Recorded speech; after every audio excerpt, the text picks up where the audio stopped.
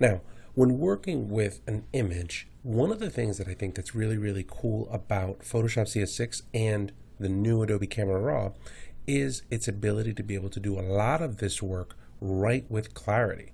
So here we have that same D800 shot, but in this case, I'm just opening up the DNG file. Notice this. I'm going to go ahead and just grab my highlights, bring my highlights up. I'll open up the shadows just a tiny, tiny bit. But watch what happens when you use the clarity slider. Right? Clarity used to just kind of give you some edge contrast, but now by cranking it up, you can actually get some really interesting HDR-like effects. So now there's my clarity. Notice I'm beginning to lose a lot of that. That's right there. I can go ahead and grab my highlights, bring those down, and I'll play with my exposure,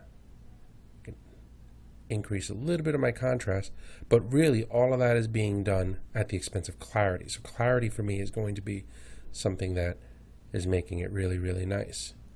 Now from here, what I would do is give myself just a tad bit more vibrance, and right inside of Camera Raw, I can go ahead, instead of using a linear curve, I can go ahead, instead of using a parametric curve, I'm going to go ahead and just use a point curve. Bring this up in here, bring this down, just a tiny, tiny hair, and in no time flat, now we're getting the option to get something that has very, very HDR-like effects right from inside of Camera Raw, and I think a lot of that has to do with some of the great, great changes that they've made inside of this clarity slider. If I wanted to kind of get a little bit more of that kind of surreal effect, I could always just go inside of here and decrease my sharpening, right?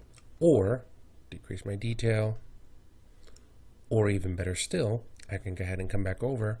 Now that I have everything else kind of set up that way, I can paint in, if I want, in this area, and just negative clarity that out. And notice, now, back to normal. And if I grab this, I can grab that, delete it, and we're fine. So painting in some negative clarity can bring back in some elements and still keep in other ones. So now, just kind of the very edges of this, and we're good to go. At this point, I can go ahead and just, let's see, we'll get back out of that. We'll go into this, and it looks pretty good. We don't have to do anything else really, no lens correction. Everything seems to be fine there.